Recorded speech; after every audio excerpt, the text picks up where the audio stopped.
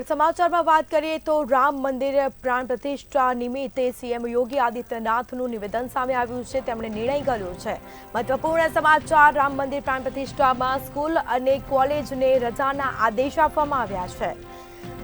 તો બીજી તરફ રાજ્યમાં દારૂની દુકાનો પણ બંધ રાખવાના આદેશ આપવામાં આવ્યા છે। તો 22 જાન્યુઆરીએ દરેક ઘર અને મંદિરમાં દીપોત્સવ કરવામાં આવશે। તો સ્કૂલ અને કોલેજોને જાહેર રજાના આદેશો આપવામાં આવ્યા છે।